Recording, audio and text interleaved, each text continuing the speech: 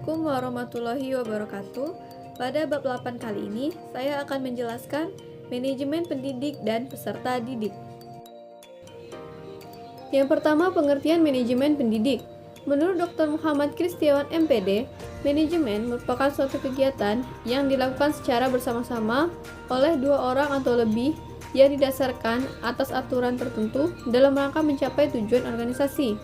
Pendidik adalah tenaga kependidikan yang berkualifikasi sebagai guru, dosen, konselor, pamong belajar, widya suara, tutor, instruktur, fasilitator, dan sebutan lain yang sesuai dengan kekhususannya, serta berpartisipasi dalam menyelenggarakan pendidikan menurut Undang-Undang Nomor 20 Tahun 2003. Menurut Dr. Muhammad Kristiawan MPD, manajemen pendidik merupakan suatu kegiatan merencanakan, mengelola, dan mengorganisasikan, mengkomunikasikan sumber daya pendidik agar dapat berjalan atau melaksanakan tugas dan tanggung jawabnya secara efektif dan efisien, dengan maksud tercapai tujuan pembelajaran atau tujuan pendidikan sebagaimana yang diharapkan.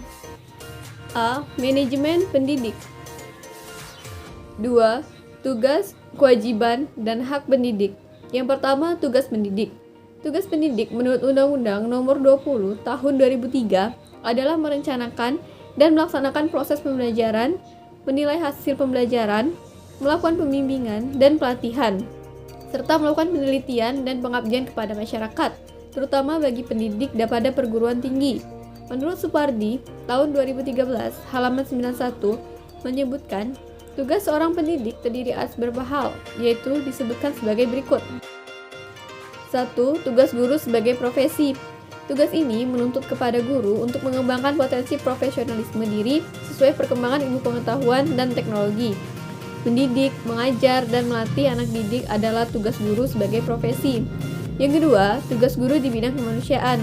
Tugas guru di bidang kemanusiaan adalah sebagai orang tua, kedua di sekolah. Sebagai orang tua, di sekolah, guru harus tampil sebagai idola yang dapat menarik simpati siswa. Guru harus dapat memotivasi siswanya untuk secara aktif melakukan kegiatan belajar di kelas maupun di luar kelas, serta secara mandiri di rumah. Yang ketiga, tugas guru di bidang kemasyarakatan. Tugas guru di bidang kemasyarakatan adalah mendidik dan mengajar masyarakat untuk menjadi warga negara yang bertanggung jawab dan menjunjung tinggi nilai moral, sosial, maupun keagamaan, dan menjadikan anggota masyarakat sebagai insan pembangun. B. Kewajiban pendidik. Kewajiban pendidik dalam Undang-Undang Nomor 20 Tahun 2003 antara lain, yang pertama, menciptakan suasana pendidikan yang bermakna, menyenangkan, kreatif, dinamis, dan dialogis. Yang kedua, mempunyai komitmen secara profesional untuk meningkatkan mutu pendidikan. Yang ketiga, memberi teladan dan menjaga nama baik lembaga, profesi, dan kedudukan sesuai dengan kepercayaan yang diberikan kepadanya. C. Hak pendidik. Hak pendidik dalam Undang-Undang Nomor 20 Tahun 2003 adalah: yang pertama, penghasilan dan jaminan kesejahteraan sosial yang pantas dan memadai. Yang kedua, penghargaan sesuai dengan tugas dan prestasi kerja. Yang ketiga, pembinaan karir sesuai dengan tuntutan pengembangan kualitas. Yang keempat, perlindungan hukum dalam melaksanakan tugas dan hak atas hasil kekayaan intelektual. Dan yang terakhir, kesempatan untuk menggunakan sarana dan prasarana dan fasilitas pendidikan untuk menunjang kelancaran pelaksanaan tugas. Yang ketiga, peran pendidik. Berikut adalah peranan guru dalam nuansa pendidikan yang ideal menurut Supardi tahun 2013 halaman 92 sampai 100. Yang pertama, ada peran guru sebagai pendidik, yang kedua, guru sebagai pengajar, dan yang ketiga, guru sebagai pembimbing. Yang keempat, guru sebagai pelatih. Yang kelima, guru sebagai penasihat. Yang keenam, guru sebagai teladan. Selanjutnya, guru sebagai korektor. H. Guru sebagai organisator. I. Guru sebagai motivator. Dan J. Guru sebagai fasilitator. Selanjutnya, K. Guru sebagai pengelola kelas. L. Guru sebagai mediator. Dan yang terakhir, M. Guru sebagai evaluator. 4. Penguasaan kompetensi pendidik. Seorang pendidik harus menguasai sejumlah kompetensi-kompetensi, baik kompetensi yang sifatnya mendasar maupun kompetensi yang sifatnya tuntutan dan pengembangan dari profesi keguruan. Menurut Supardi, tahun 2013, halaman 103, mengemukakan kompetensi-kompetensi pendidik sebagai berikut. Yang pertama, penguasaan kompetensi dasar. Yang kedua, penguasaan kompetensi pedagogik, kepribadian, sosial, dan profesional. 5. Rekrutmen dan seleksi guru dan staf. Yang pertama, kriteria dasar seleksi. 1. Rasional. 2. Ilmiah. 3. Objektif. 4. Berpedoman pada laporan analisis, pekerjaan, dan rencana perekrutan pegawai. Yang kelima, efektif dan efisien. Yang keenam, memperhatikan peraturan dan ketentuan yang berlaku. 7. Dilakukan secara objektif dan jujur. Dan yang terakhir, dilakukan dengan profesional. B. Cara dan metode seleksi. Yang pertama, seleksi persyaratan administrasi. Yang kedua, seleksi pengetahuan umum. Yang ketiga, seleksi psikologi. Yang keempat, seleksi wawancara. Dan yang terakhir, seleksi referensi. Tujuan rekrutmen dan seleksi guru dan staf. Yang pertama, untuk menetapkan kebutuhan rekrutmen organisasi masa sekarang dan yang akan datang hubungannya dengan perencanaan SDM dan job analysis. Yang kedua, untuk meningkatkan sejumlah calon pelamar kerja dengan biaya minimum. Yang ketiga, untuk membantu meningkatkan angka keberhasilan dari proses seleksi dengan menurunkan sejumlah pelamar kerja yang bermutu rendah atau underqualified atau bermutu terlalu tinggi overqualified dengan jelas. Selanjutnya, manajemen peserta didik. B. Manajemen peserta didik. 1. Pengertian manajemen peserta didik.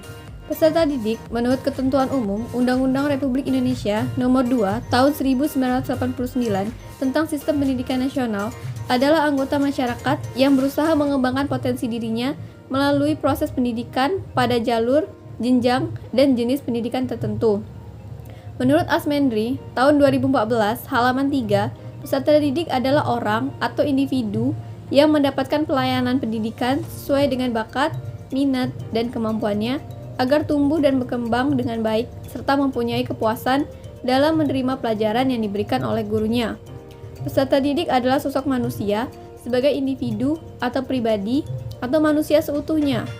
Individu diartikan orang yang tidak tergantung dari orang lain, dalam arti benar-benar seorang pribadi yang menentukan diri sendiri dan tidak dipaksa dari luar, mempunyai sifat-sifat dan keinginan sendiri, menurut Ahmadi tahun 2021. 2. Langkah-langkah perencanaan peserta didik. Menurut Asmendri tahun 2012, halaman 14, langkah-langkah perencanaan peserta didik yaitu: yang pertama, forecasting, yang kedua, objektifis, yang ketiga, polisi, yang keempat, programming, yang kelima, prosedur, dan yang terakhir adalah schedule. 3. Kebijakan penerimaan peserta didik baru. Kebijakan operasional penerimaan peserta didik baru memuat aturan mengenai jumlah peserta didik yang dapat diterima di suatu sekolah. Penentuan mengenai jumlah peserta didik juga didasarkan atas kenyataan yang ada di sekolah atau faktor kondisional. Faktor ini meliputi daya tampung kelas baru, kriteria mengenai siswa yang dapat diterima, anggaran yang tersedia, sarana dan prasarana yang ada, tenaga kependidikan, jumlah peserta didik yang tinggal di kelas, dan lain-lain. 4. Sistem penerimaan peserta didik baru. Ada dua macam sistem yang digunakan dalam penerimaan peserta didik baru, yaitu sebagai berikut. Yang pertama, sistem promosi, merupakan penerimaan peserta didik baru yang sebelumnya tanpa melakukan seleksi. Yang kedua, sistem seleksi. Ini dapat digolongkan menjadi 3 macam. Yang pertama, seleksi berdasarkan daftar nilai EPTA murni atau DANEM. Yang kedua, berdasarkan penelusuran bakat minat dan kemampuan PMDK. Dan yang terakhir adalah seleksi berdasarkan tes masuk. 5. Kriteria penerimaan peserta didik baru. Kriteria adalah patokan-patokan yang menentukan bisa atau tidaknya seseorang untuk diterima sebagai peserta didik. Ada 3 macam kriteria penerimaan peserta didik, yaitu sebagai berikut. Yang pertama, kriteria acuan patokan atau standar criterion reference. merupakan suatu penerimaan peserta didik baru yang didasarkan atas patokan-patokan yang telah ditentukan sebelumnya.